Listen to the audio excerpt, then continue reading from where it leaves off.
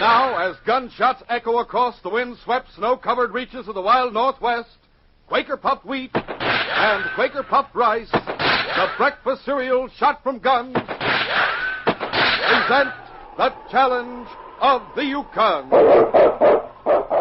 It's Yukon King, swiftest and strongest lead dog of the Northwest, blazing the trail for Sergeant Preston of the Northwest Mounted Police in his relentless pursuit of lawbreakers. On King! On, you Huskies! Gold discovered in the Yukon. A stampede to the Klondike in the wild race for riches. Back to the days of the gold rush. With Quaker Puffed Wheat and Quaker Puffed Rice, bringing you the adventures of Sergeant Preston and his wonder dog Yukon King as they meet the challenge of the Yukon.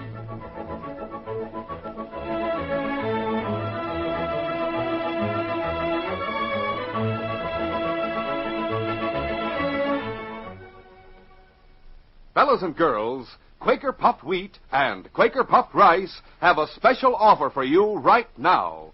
Yes, the swell-tasting breakfast cereals shot from guns are making one of the most remarkable offers you've ever heard about. We can't guarantee how much longer it'll last, but while it does, just listen to this.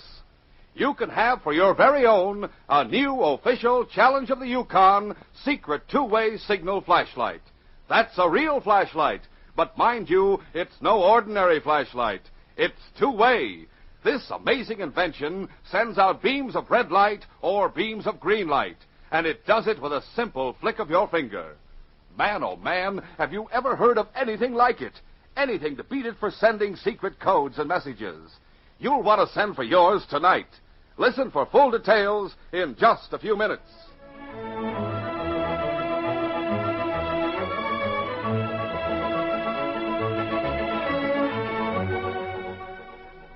Summer had come to 40 Mile, and with it had come a series of happenings that kept the townspeople in a continuous state of tension. The first of these happenings had taken place early one evening a few weeks before. It's sure good to see summer again. Yep. I hope to make a find at that claim of mine before winter comes again. Been a lot of strikes up that way lately. Well, I sure wish you luck. Like I said, Hey, what was that? Came from up the street. Let's go see. Yeah, come on. Roberts, go get the bag. Let's get it away. Come on, boys.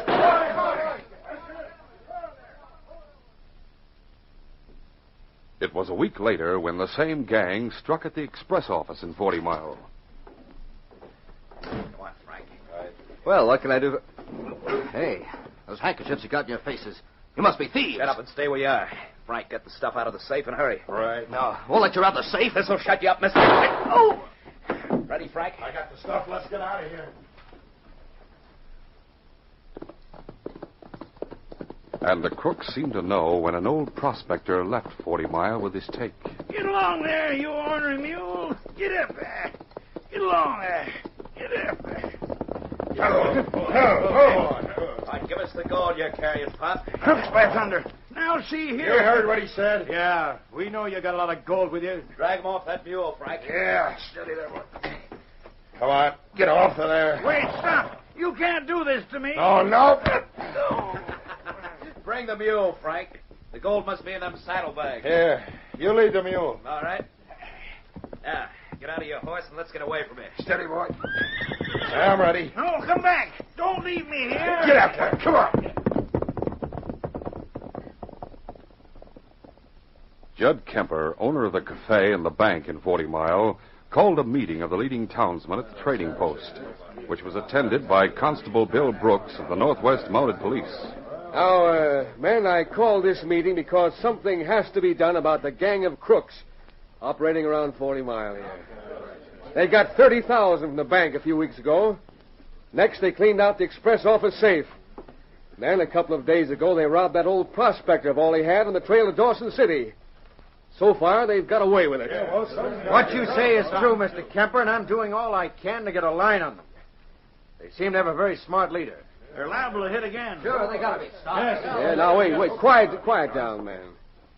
Constable, I know you represent the law here in 40 Mile, but so far you haven't been able to cope with that gang, as you just admitted. Yes, that's right. Unless you do something, and do it soon, we're going to have to get together for our own protection.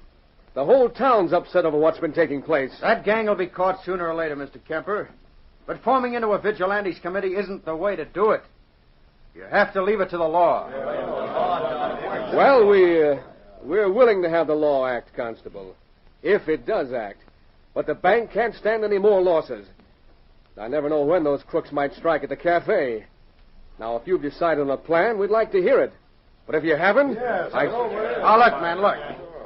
I admit I can't handle this alone, and I don't intend to. I've sent to Dawson City for help. Just how many Mounties do you expect them to send here, Constable? Frankly, I've asked for only one. One? Oh, I see. No, wait a minute until I explain, man. The man I asked for is the best Mountie in our organization. Sergeant Preston. Sergeant Preston, eh? Yes, I've heard of him. I know he has quite a reputation, too, but I doubt that even having him to work with you will be much help against that clever gang. Well, let's wait and see.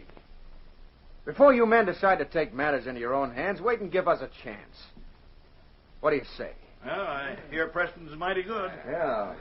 We better give them a chance to see what they can do. All right, Constable. The men seem to agree to wait for you and Sergeant Preston to catch that gang of crooks. But I warn you, if you don't do it soon, we'll get together and try to run them down by ourselves, in spite of anything you say. Late that night, Judd Kemper was talking to a visitor in his private office at the cafe. Well, Jake, so far we've gotten away with things. But the constable sent for somebody who might make it hot for all of us, if he gets to 40 Mile. Yeah? Who's that, Judd? He sent to Dawson City for that Mountie, Sergeant Preston. I guess you've heard of him. Preston? Yeah, I have heard of him. Having him come here and get on our trail isn't good at all. I know. He's clever and persistent when he gets set to catch anyone. What are we going to do? It's one thing you can do. That is to make sure he doesn't get to 40 Mile. What do you mean? Don't act stupid, Jake. He's most likely on his way from Dawson right now. Go out a ways with Frank and pick a good spot from which you can shoot him from ambush. Oh, that's risky business, Judd, killing a Mountie. Especially one as well known as Preston. If you're careful, there's no risk. It's him or us, just remember that. There's one more thing, Judd, that maybe you don't know. What are you talking about? That dog of his. Dog? What's a dog got to do with it? I can see you haven't heard about that big dog of Preston's. He's got it trained so that it's almost human, the way it tracks down somebody. That dog would be after us the minute he heard a shot. And use your head. Make sure there's swampy muskeg between the place you shoot from and the trail. Even a dog couldn't get through that stuff. Yeah. Hey, that's a good idea. I know just about the right spot, too. All right, Judd.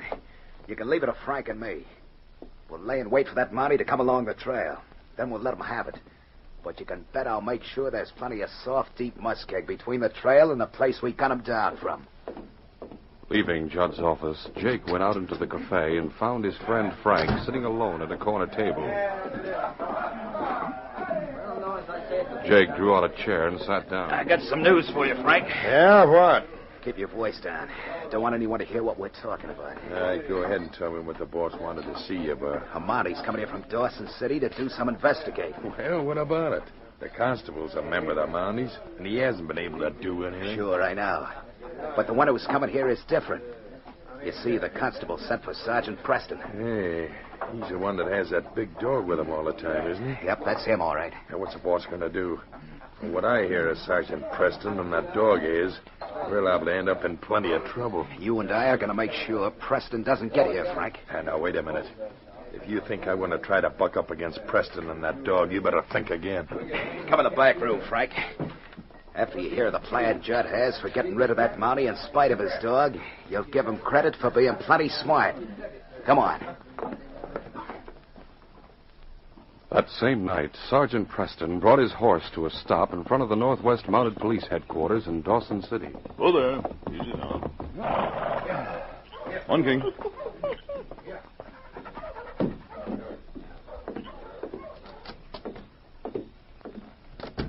Hello, Sergeant. Inspector's waiting to see you. He's in his office now. Just got his message. I'll go right in. Wait here, King. Well, Sergeant, I'm sorry to arouse you out at this hour. I know it must be important, Inspector. It is very important. Sit down, Sergeant. Thank you, sir. What's up? Plenty. An Eskimo came in with a message from Constable Brooks at 40 Mile. He needs help as soon as he can get it. What's happened up there? Clever gang of crooks are at work in that vicinity. They seem to know when and where to hit to get plenty of gold. I see. According to the message from Brooks, they hit the bank when a large amount of gold ready for transfer was in its vault. Then when the express office had a gold shipment in the safe, they struck there. That is serious. That isn't all, Sergeant. They seem to know when a prospector leaves town with the take from his claim. They robbed one on the way to Dawson City. Well, sir, I'd say someone in town was a member of that gang. That's the way it seems to me, Sergeant. But Brooks hasn't been able to get a line on the gang at all. He sent a request for help. In fact, he asked for you to come there. We'll do all we can to track down the gang, sir. I want you to go, all right, Sergeant. If you don't, Brooks may have trouble with the townsmen.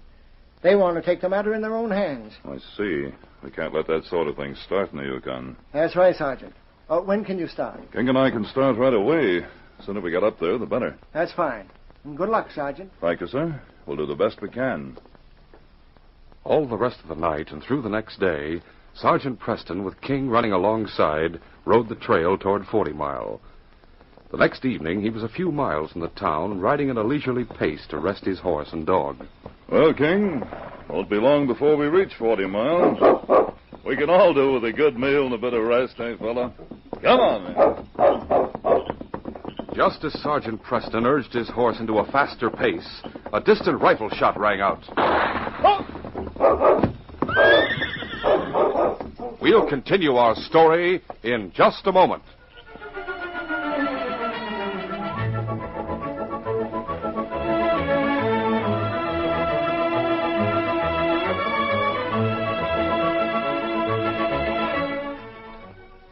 Fellas and girls, just suppose that you happen to be in a tight spot. You're outside, alone, and it's pitch dark. You need help. You need to get a message through to your friends.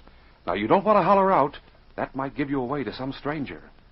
Well, supposing you were in a spot like that, what would you do? Fellas and girls, it'd be a cinch to get a message through safely if you owned one of our terrific new official Challenge of the Yukon two-way signal flashlights. It's a special kind of flashlight. A real flashlight that's two-way. That is, it sends out beams of red light or beams of green light. Yes, this amazing flashlight flashes red and it flashes green. It works with a simple flick of your finger. And it works much like blinker signal guns used by the Army and Navy. Yes, this secret signal flashlight has a special plastic directional signal barrel. That's to prevent strangers or outsiders from detecting your secret signal flashes. In other words, your signals can be seen only by the person at whom they're aimed. Can you imagine anything more wonderful for sending messages? You can work out secret codes with your friends.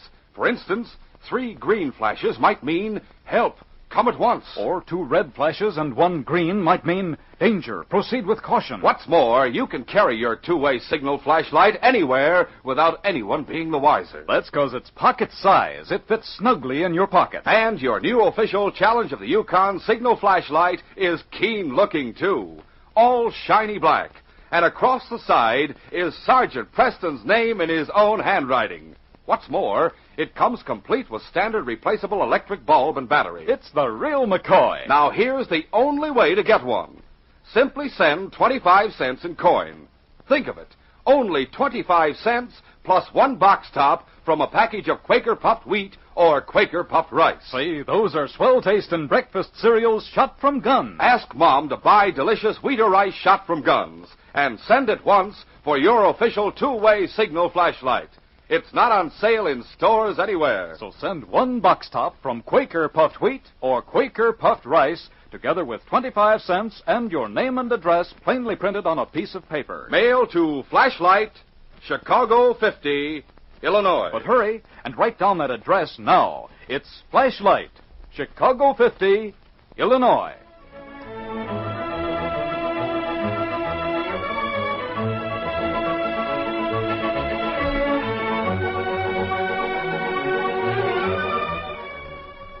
Now to continue our story.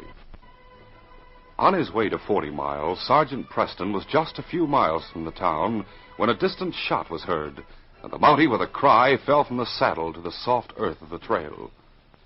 A short distance away, Jake and Frank looked cautiously over the top of the ridge behind which they had been hiding. I hit him, Frank. He's lying on the trail and not moving. I guess you really got him. That big dog's looking this way and acting almost crazy. If it wasn't for all that swampy muskeg between here and there... Don't worry, there's no way he can get to us. Come on, let's mount and ride away from here. Stay steady there, boy. All right, get up. Get up. For a few minutes after the two gunmen rode away, Sergeant Preston lay without moving. And then slowly he pushed himself to his elbows. It's all right, fellow. Seems to be just a crease across the back of my head. Stunned me for a minute. The way you're looking over at that ridge, I guess the shot came from there, right, kid? That muskeg kept you from getting to them. They planned their ambush for you. I'll be all right now, fella. Have to keep our eyes open from here on into town, though. Steady now. We'll try to get to Brooks' cabin without being seen. If they think they killed me, so much the better. Let's go, King. Get up there. A short time later, Jake and Frank rode up to the back door of the cafe. Oh, there. Steady, boy. Come on. Judd will be waiting for the news. Yeah, I know.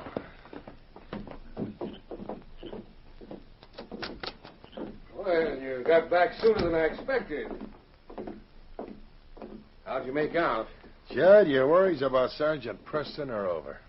I mean, you... Yep. We went to that place along the trail I mentioned and waited a while.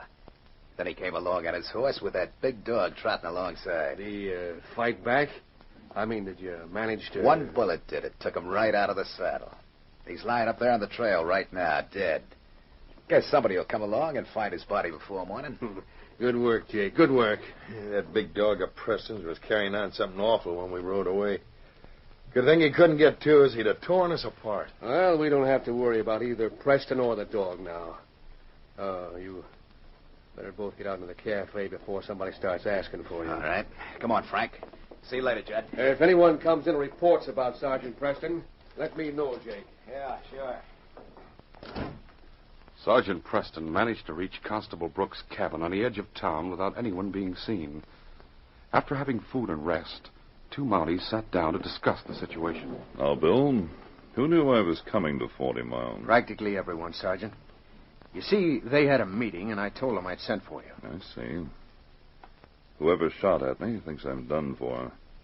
They couldn't get to me to make sure because of the muskeg. That's the reason King couldn't go after them. I must have been lying there stunned for several minutes. You think someone in town is behind this gang? Looks that way to me, Bill. That someone who's in a position to know everything that goes on here. Well, that could apply to a good many. Things aren't kept very secret around town. Practically everyone discusses his business in the cafe. I see. Look, Bill, suppose I stay here undercover for a while. You go to the cafe and keep your ears open. Someone might drop a remark that would give us a line on the man who shot me. All right, Sergeant. I'll go over there right now. See you later, Sergeant. It was over an hour later when the constable returned to the cabin where Sergeant Preston was waiting with King. Well, Bill, anything happened at the cafe while you were there? Something was said that might mean a lead, Sergeant. Huh? Tell me about it. Well, I went into the cafe. A man named Jake, who does part-time barkeeping there, started a conversation with me. Well, Constable, when's that Mountie coming here from Dawson? The one that has the big dog with him all the time. Sergeant Preston? Yeah, that's the one I heard you were going to have come here. To tell the truth, I've been expecting him all afternoon. Maybe he's not even coming. He might be away from Dawson City, you know. Oh, I would have been notified, or they'd at least send someone else in that case. If that gang sees him on the trail, they're liable to waylay him. You never can tell. Sergeant Preston can take care of himself. Like you said, he has that big dog with him. Hey, Jake, you just let the constable do his own worrying. That Mountie's coming from Dawson. He'll get here sooner or later. He'll get busy with the customers. Oh, yeah, sure, Mr. Kemper. I was just interested like everybody else, that's all. So that fellow Jake seemed interested in whether I'd get here or not, eh? That's right, Sergeant. And Judd Kemper, the owner of the cafe and the bank, came up and told Jake to get busy. He didn't seem to want Jake talking. That's worth thinking about. As owner of the cafe and of the bank, Kemper would be in a position to... Bill, do you think you could get the express clerk to cooperate with him? Yes. I'm sure he would. Good. I'll tell you about my plan. And I want you to go talk to the express clerk and have him do and say exactly what I tell you. After listening to Sergeant Preston's plan, the constable went to the express office carrying 2 small sacks, such as prospectors use to transport gold. A short time later, the express clerk entered the cafe and approached Jake.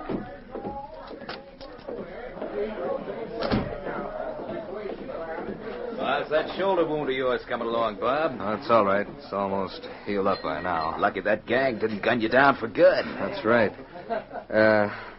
Looking for the constable. Have you seen him? He was in here about an hour ago. Haven't seen him since. Guess he rode off to do some snooping around after that gang he's after. Hey, what's up? You look worried. Oh, nothing much. I'm going home to get something to eat. If the constable comes in here, ask him to wait around till I come back on the way to the express office, will you? Well, sure, I'll tell him. Haven't got a line on that gang, have you? The one that robbed you? No. Only I don't want to be robbed again, that's all. I'll be back in about an hour or so. Guess I'd better talk to Kemper.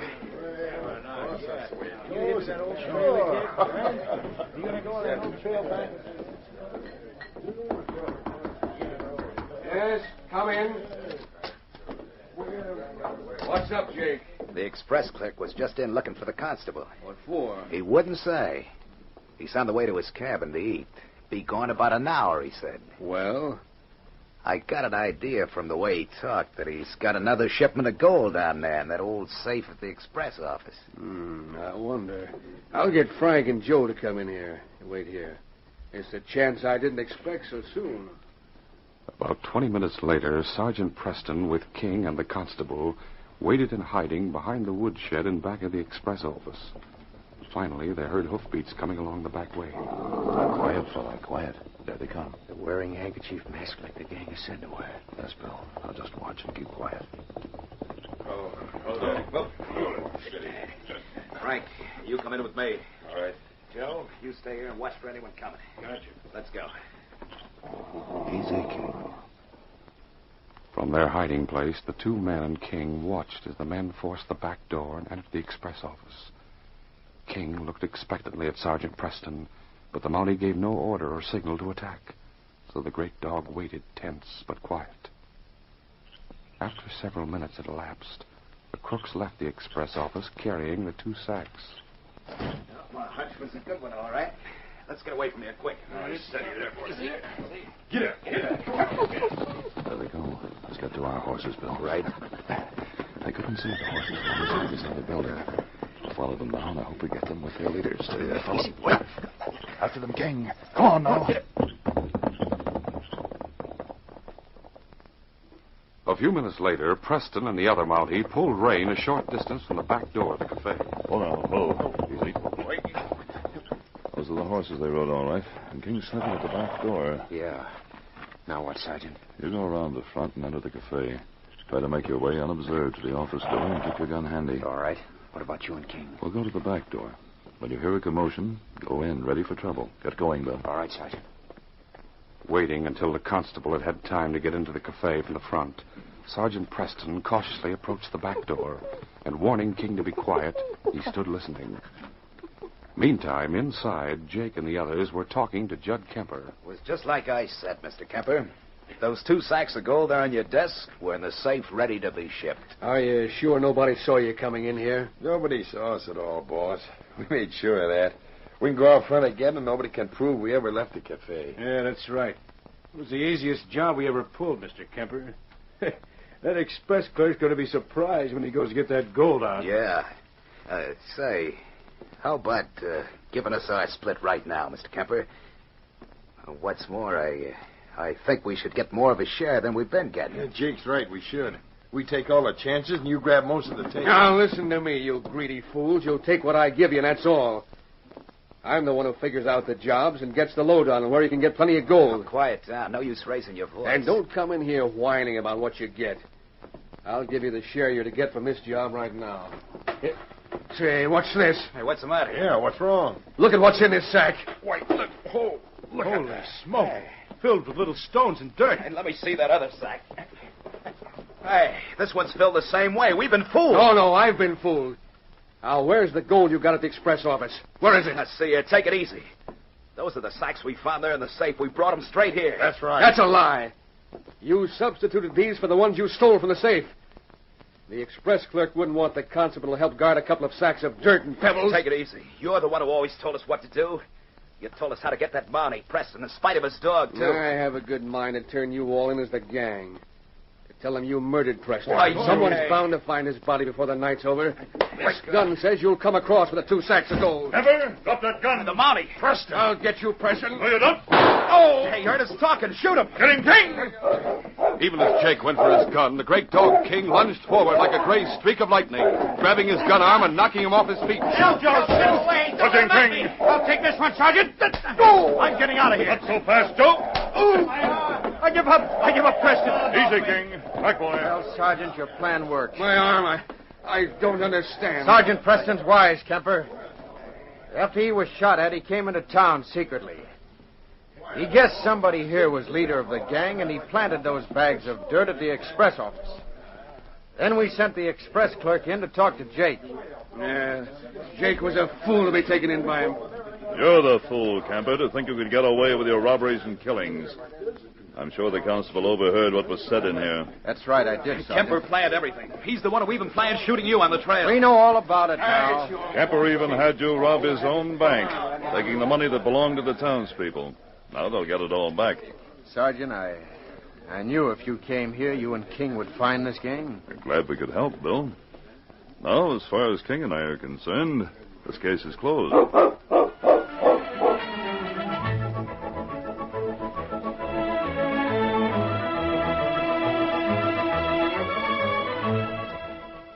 In just a moment, Sergeant Preston will give you a preview of Friday's adventure.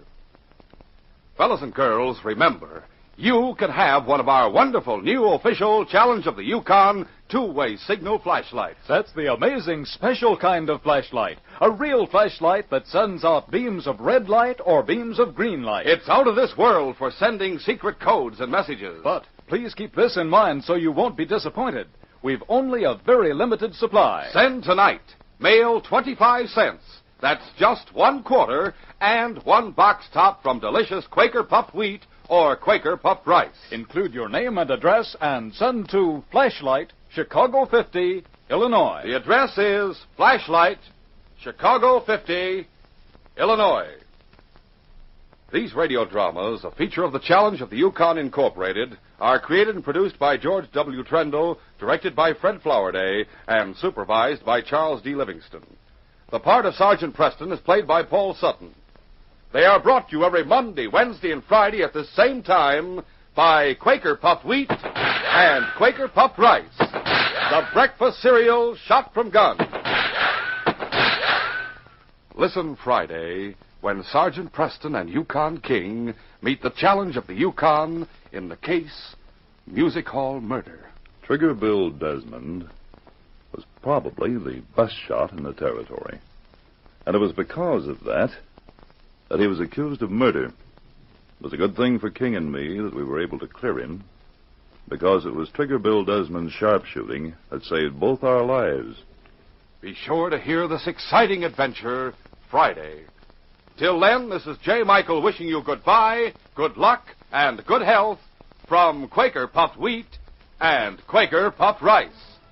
So long.